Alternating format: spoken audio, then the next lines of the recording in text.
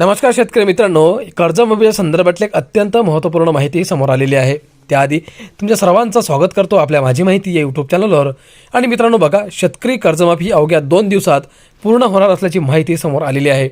खरोखरच मित्रांनो, आता ही कर्जमाफी 2 दिवसात होणार आहे का? म्हणजे 2 दिवस कोणत्या संदर्भात सरकारने दिलेले आहेत आणि काय या 2 दिवसांमध्ये होणार आहे, संपूर्ण माहिती आपण समजून घेणार आहोत।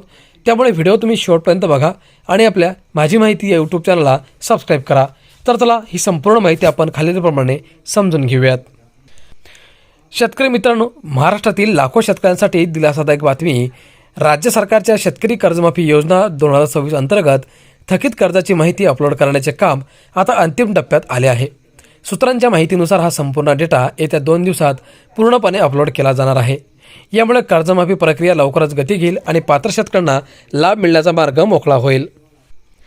शेतकरी मित्रांनो, सेवा सहकारी संस्था, प्राथमिक कृषी पतपुरवठा संस्था आणि जिल्हा मध्यवर्ती बँकांमार्फत वितरित करण्यात आलेल्या पीक कर्जाच्या थकीत खात्यांची माहिती गोळा करण्यासाठी प्रशासनाने विशेष मोहीम हाती घेतली आहे। हे काम इतके महत्त्वाचे मानले जात आहे की रविवारचा सुट्टीचा दिवस असतानाही जिल्हा बँकांच्या शाखा, सहकारी संस्था आणि सहकारी विभागाची कार्यालये पूर्ण क्षमतेने सुरू ठेवण्यात आली आहेत। या तातडीच्या कामामुळे शेतकऱ्यांच्या थकीत कर्जाची अचूक माहिती कृषी कर्जमाफी पोर्टलवर अपलोड करण्यात यश मिळत आहे। सरकारचे हे पाऊल शेतकऱ्यांना आर्थिक आधार देण्यासाठी महत्त्वाचे ठरत आहे। शेतकऱ्यांसाठी काय करावे? मित्रांनो, आपले कर्ज खाते थकीत आहे का याची खातरजमा करा। स्थानिक सहकारी संस्था किंवा जिल्हा बँकेत संपर्क साधून आपली माहिती अपडेट असल्याची पडताळणी करा। कर्जमाफी योजनेच्या लाभासाठी आधार कार्ड, बँक खाते आणि शेतजमिनीच्या कागदपत्रांची तयारी ठेवा।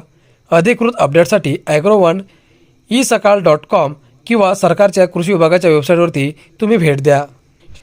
महाराष्ट्र सरकारची ही कर्जमाफी योजना शेतकऱ्यांच्या आर्थिक स्थैर्यासाठी महत्त्वाची आहे।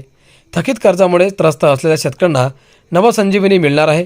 डेटा अपलोड पूर्ण झाल्यानंतर लाभार्थी यादी लवकरच जाहीर होईल अशी अपेक्षा आहे।